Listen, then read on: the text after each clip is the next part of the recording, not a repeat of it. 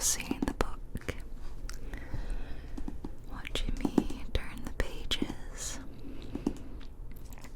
and getting to follow along with the words on the screen. I think this goes without saying, but there will be spoilers in this for the Hunger Games, so if you have not read the Hunger Games, not seen the movies, you may want to skip this, because it's the sequel.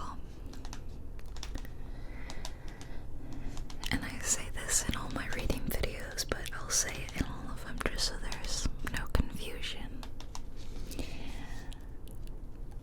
Because audiobooks are copyrighted, I can't read too much of one book. I don't want to get in trouble.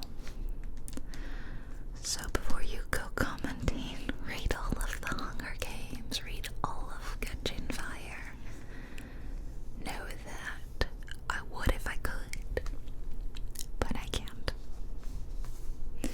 Although, I will say that I have read an additional chapter or two, I can't remember, of the Hunger Games on my Patreon, because those videos are unmonetized, so I felt comfortable doing them there. So, shameless plug. If you enjoy my Patreon, you could request that I read more there,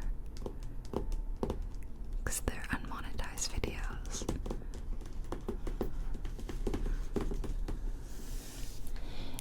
Before we start reading, let's set the mood. I have a little tea light candle here, and I'm gonna light it.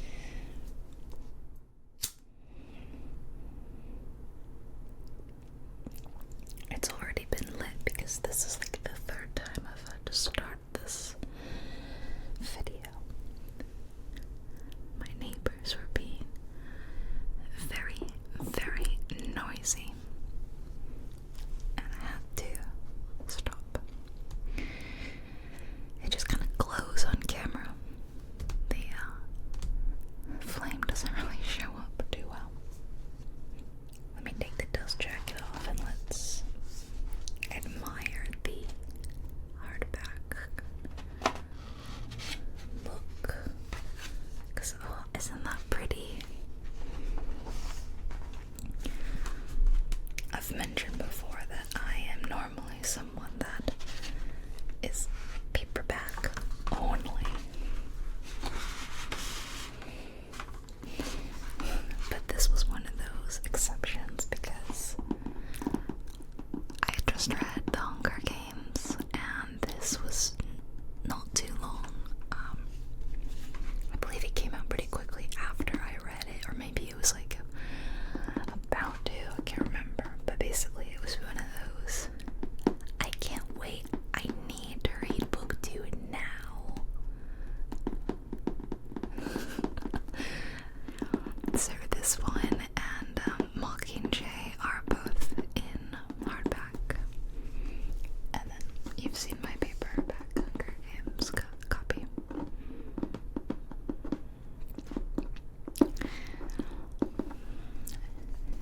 There's the Mockingjay. You can see it's very reflective.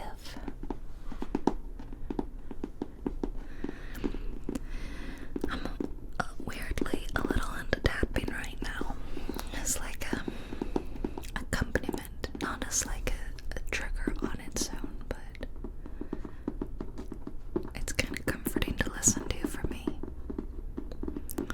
It doesn't trigger my ASMR though, it never has.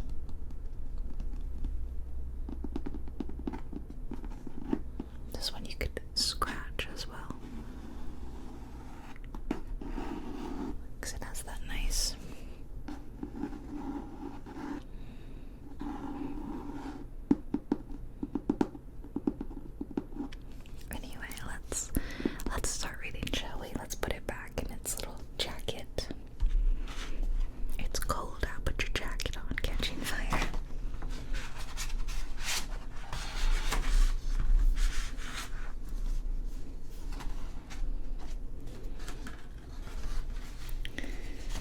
And I'm not gonna read the insert or anything. We'll just get started with it, won't we? So this will be a whispered reading of Catching Fire by Suzanne Collins. And let me know what you think about this view. I like doing the ones where I get to read to you like it's like I'm a teacher again, but I also like getting to show off the book. So tell me which style of reading video you prefer.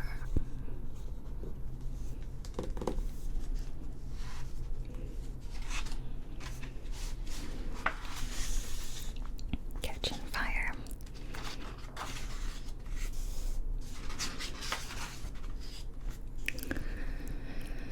For my parents, Jane and Michael Collins, and my parents-in-law, Dixie and Charles Pryor. Part 1. The Spark. The Spark.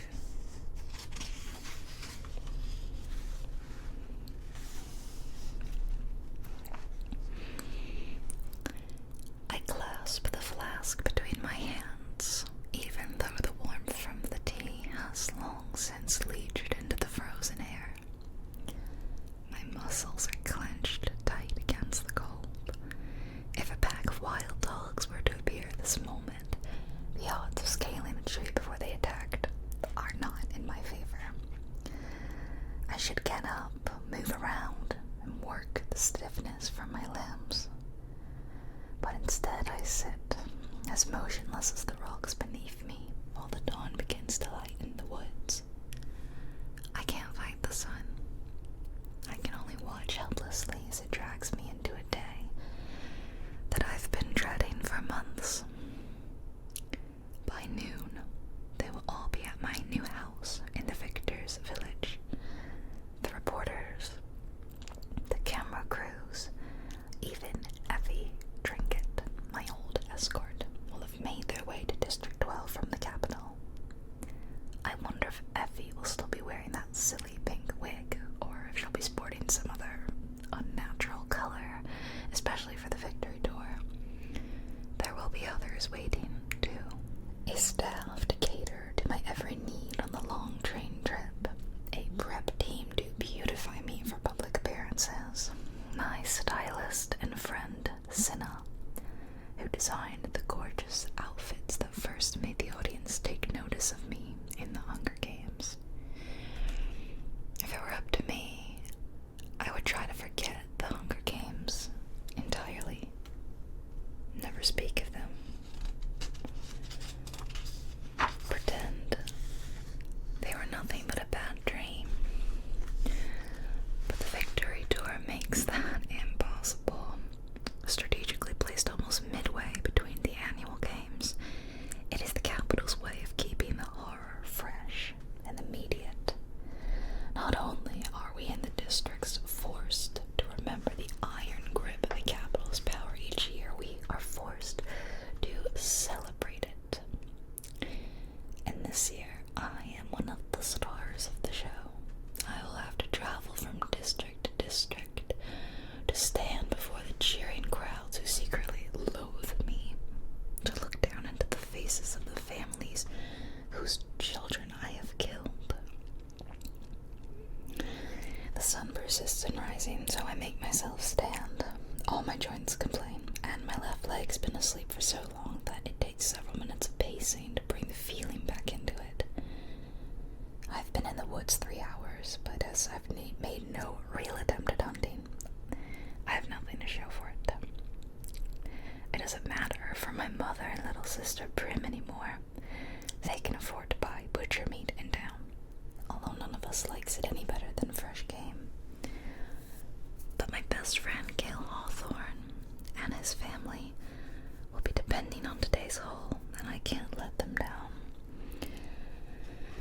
start the hour-and-a-half trek it will take to cover our snare line. Back when we were in school, we had time in the afternoons to check the line and hunt and gather and still get back to trade in town. But now that Gail has gone to work in the coal mines, and I have nothing to do all day, I've taken over the job. By this time, Gail will have clocked in at the mines, taken the stomach-churning elevator ride into the depths of the earth, and be pounding away at a coal seam. I know what it's like down there. Every year in school, as part of our training, my class had to tour the mines. When I was little, it was just unpleasant. The claustrophobic tunnels, foul air, suffocating darkness on all sides. But after my father and several other miners were killed in an explosion, I could barely force myself onto the elevator. The annual trip became an enormous sense of anxiety. Twice I made myself so sick in anticipation of it that my mother kept me home because she thought I had contracted the flu. I think of Gail, who's only really alive in the woods, with its fresh air and sunlight and clean flowing water. I don't know how he stands it. Well, yes, I do. He stands it because it's the way to feed his mother and 2 younger brothers and sisters. And here I am with buckets of money, far more than enough to feed both our families now. And he won't take a single coin. It's even hard for him to let me bring in meat, although he'd surely have kept my mother in trim supplied if I'd been killed in the games. I tell him he's doing me a favor, but it drives me nuts to sit around all day. Even so, I never drop off the game while he's at home, which is easy because he works 12 hours a day. Sorry, I decided to take the dust cover off anyway. The only time I really get to see Gail now is on Sundays, when we meet up in the woods to hunt together. It's still the best day of the week, but it's not like it used to be before, when we could tell each other anything. The games have spoiled even that. I keep hoping that as time passes we'll regain the ease between us, but part of me knows it's futile. There's no going back.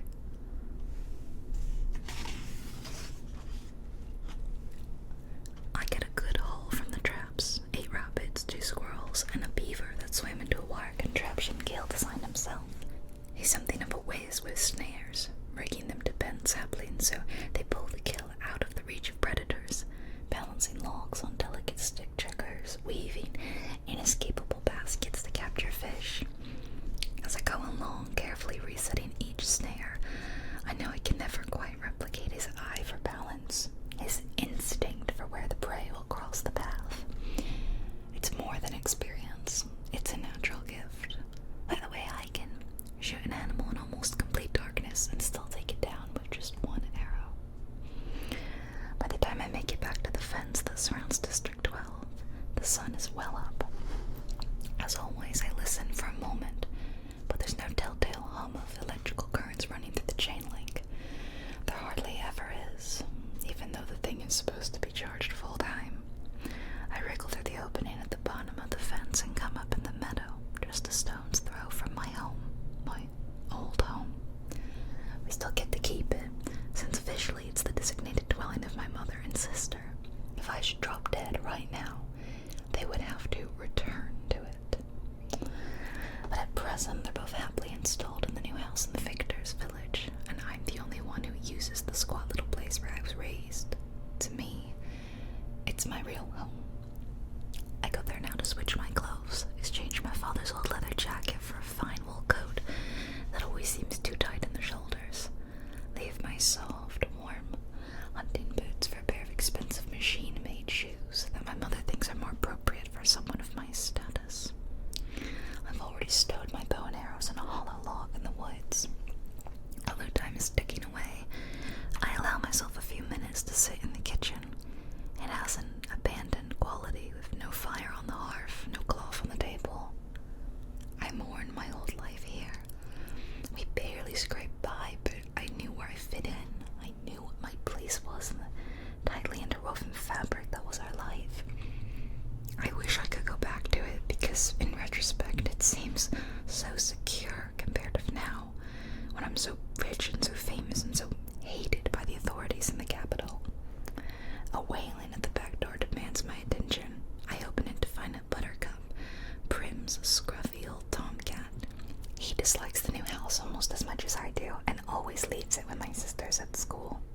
We've never been particularly fond of each other, but now we have this new bond. I let him in, feed him a chunk of beaver fat, and even rub him between the ears for a bit. You're hideous, you know that, right? I ask him. Buttercup nudges my hand for more petting, but we have to go. Come on, you. I scoop him up with one hand, grab my game bag with the other, and haul them both out onto the street. The cat springs free and disappears under a bush. The shoes pinch my toes as I crunch along the cinder street. Cutting down alleys and through backyards gets me to Gail's house in minutes. His mother, Hazel, sees me through the window where she's bent over the kitchen sink. She dries her hands on her apron and disappears to meet me at the door. I like Hazel. Respect her. The explosion that killed my father took out her husband as well, leaving her with 3 boys and a baby due any day. Less than a week after she gave birth, she was out hunting the streets for work. The mines weren't an option, what with the baby to look after, but she managed to get laundry from some of the merchants in town. At 14, Gail, the eldest of the kids, became the main supporter of the family. He was already signed up for Desiree, which entitled him to a meager supply of grain and oil, in exchange for his entering his name extra times in the drawing to become a tribute.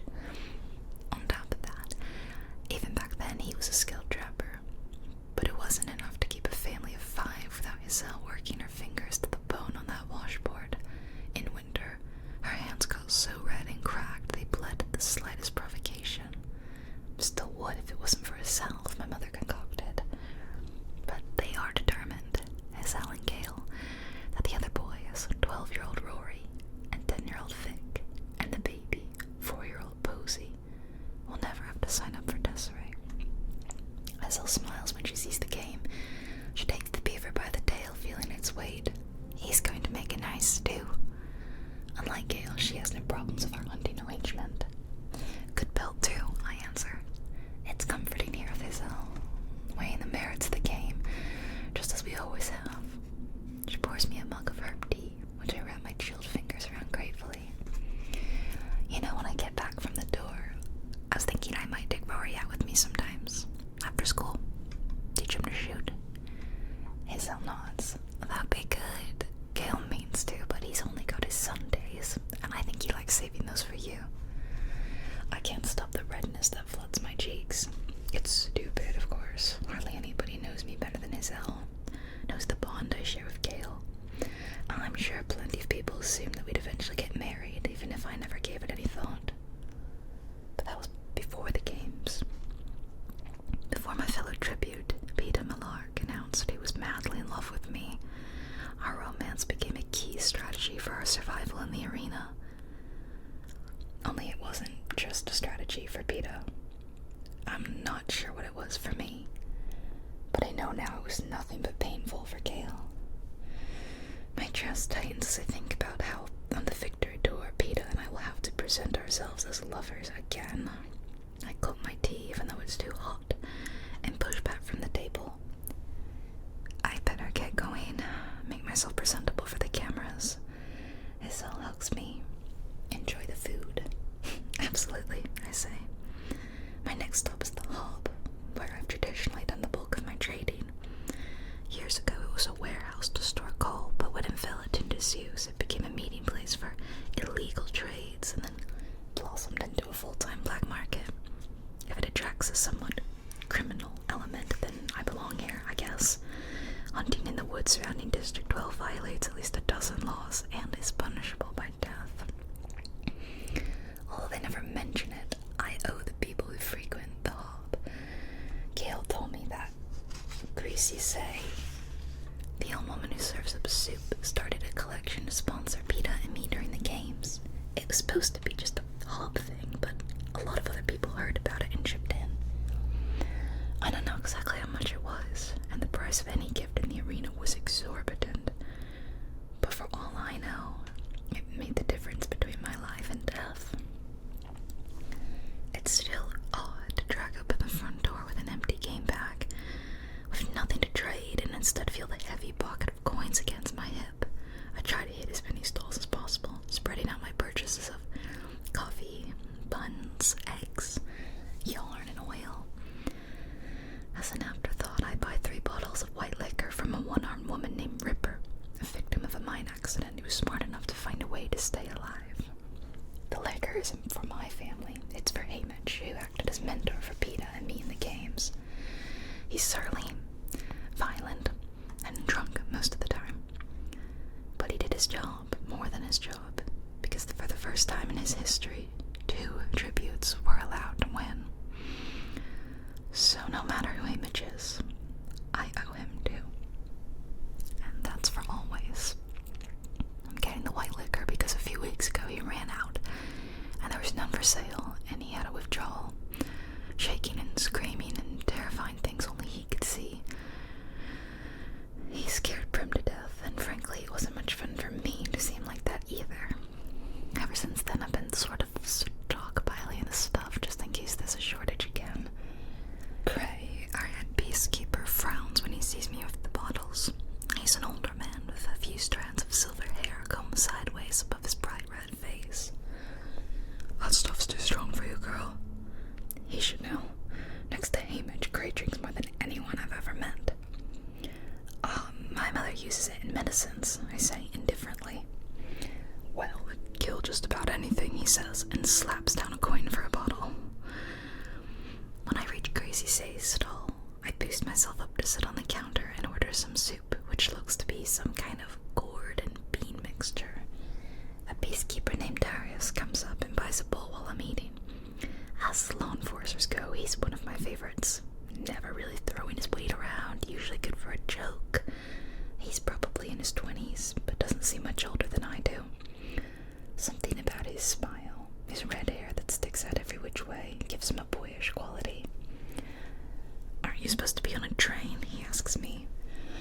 They're collecting me at noon, I answer. Shouldn't you look better? He asks in a loud whisper. I can't help smiling at his teasing in spite of my mood. Maybe a ribbon in your hair or something? He flicks my braid with his hand and I brush him away. Don't worry, by the time they get through with me, I'll be unrecognizable, I say. Good, he says. Let's show a little district pride for a change, Miss Everdeen. He shakes his head at Gracie Say in mock disapproval and walks off to join his friends. I want that bowl back, Gracie Say calls after him. But since she's laughing, she doesn't sound particularly stern. Gail going to see you off? She asks me. No, he wasn't on the list, I say. I saw him Sunday, though. Think he'd have made the list, and being your cousin and all, she says wryly. It's just one more part of the lie the Capitol has concocted. When Peter and I made it into the final 8 in the Hunger Games, they sent reporters to do personal stories about us. When they asked about my friends, everyone directed them to Gail. But it wouldn't do, what with the romance I was playing out in the arena, to have my best friend be Gail. He was too handsome, too male, and not the least bit willing to smile and play nice for the cameras. We do resemble each other quite a bit. We have that same look. Dark, straight hair, olive skin, gray eyes. Says I'm genius made it my cousin. I didn't know about it until we were already home on the platform at the train station, and my mother said, "Your cousins can hardly wait to see you." Then I turned and saw Gail and Iselle and all the kids waiting for me, so what could I do but go along? Gracie Say knows we're not related, but even some of the people who've known us for years seem to have forgotten. I just can't wait for this whole thing to be over, I whisper. I know, says Gracie Say, but you've got to go through it to get to the end of it. Better not be late. A light snow starts to fall as I make my way to the Victor's village. It's about a half-mile walk from the square in the center of town, but it seems like another world entirely. It's a separate community built around a beautiful green, dotted with flowering bushes. There are 12 houses, each large enough to hold 10 of the one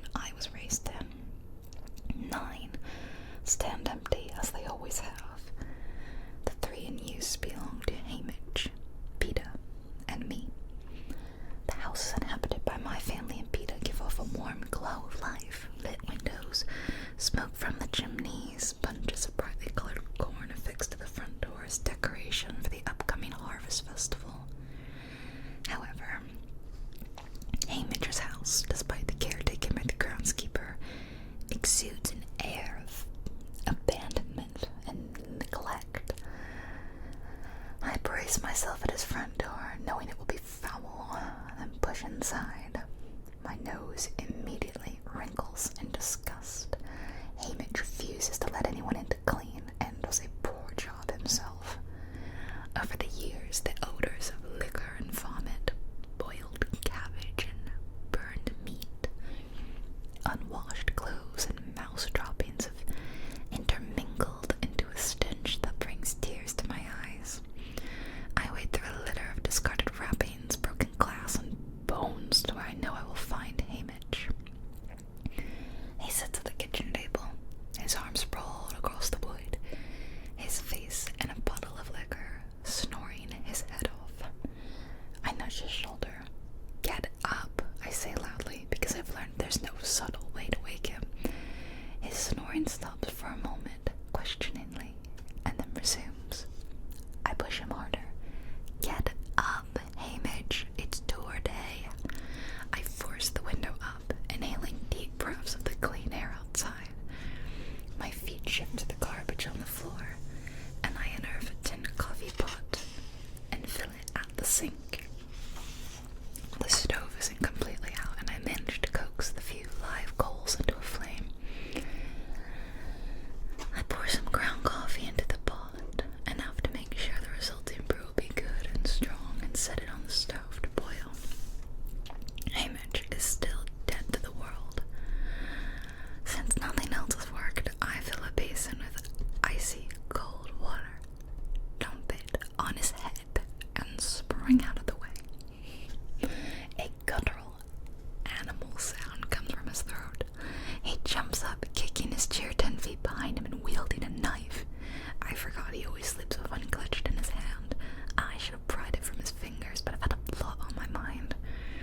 Spewing profanity, slashes the air a few moments before coming to his senses. He wipes his face on his shirt sleeve and turns to the windowsill where I perch, just in case I need to make a quick exit. What are you doing?" he sputters. "You told me to wake you an hour before the cameras come," I say. "What?" he says. "Your idea," I insist. He seems to remember. "Why am I all wet?" "I couldn't shake you awake," I say. "Look, if you wanted to be babied, you should have asked Peter." "Asked me what?" Just the sound of his voice twists my stomach to a knot of unpleasant emotions like guilt, sadness, and fear, and longing. I might as well admit there's some of that too.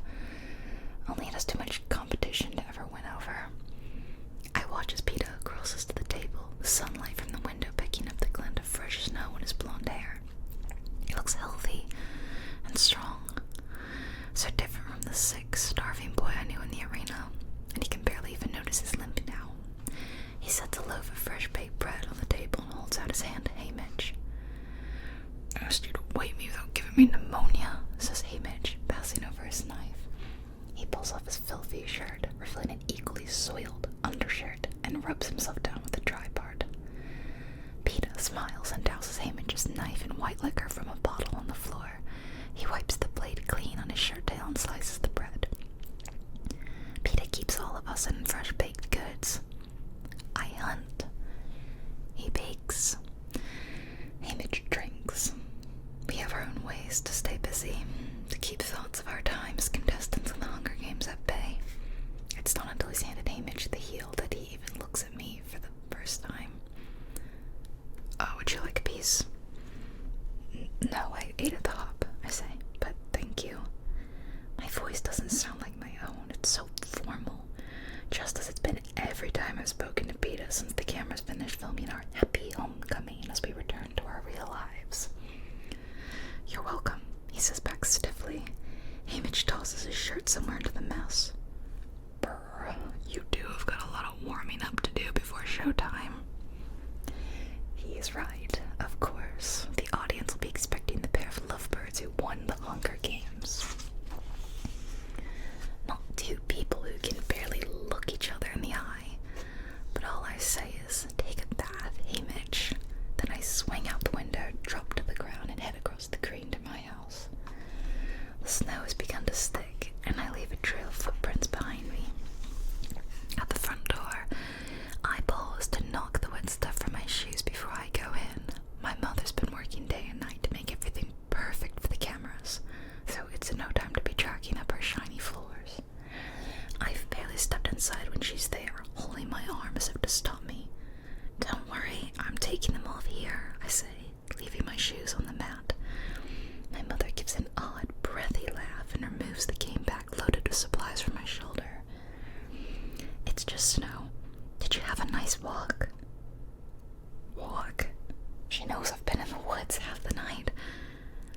see the man standing behind her in the kitchen doorway. One look at his tailored suit and surgically perfected features, and I know he's from the capital. Something is wrong. It was more like skating. It's really getting slippery out there. Someone's here to see you, says my mother. Her face is too pale, and I can hear the anxiety she's trying to hide. I thought they weren't due till noon. I pretend not to notice her stare. Did Senna come early to help me get ready? No, Katniss, it's... My mother begins. This way, please, Miss Everdeen, says the man. He gestures down the hallway. It's weird to be ushered around your own home, but I know better than to comment on it. As I go, I give my mother a reassuring smile over my shoulder. Probably more instructions for the tour. They've been sending me all kinds of stuff about my itinerary and what protocol will be observed in each district. But as I walk through the door of the study, a door I've never even seen closed until this moment, I can feel my mind begin to race. Who is here? What do they want? Why is my mother so pale? Go right in, says the capital man, who was following me down the hallway. I twist the polished brass knob and step inside. My nose registers the conflicting scents of roses and blood. A small, white-haired man who seems vaguely familiar is reading a book. He holds up a finger as if to say, "Give me a moment." Then he turns, and my heart skips a beat. I'm staring into the snake-like eyes of President Snow. I find it interesting. Well, it's been a really long time since I've read Catching Fire, but right here. So she comes home. She's taking off her shoes, and her mother says it's just snow. So her mother was trying to give her a hint. I wonder if Katniss even picked up on that. Maybe after. Maybe they even mention it in the next chapter.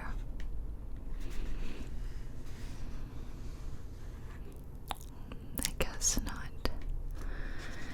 So that was chapter 1.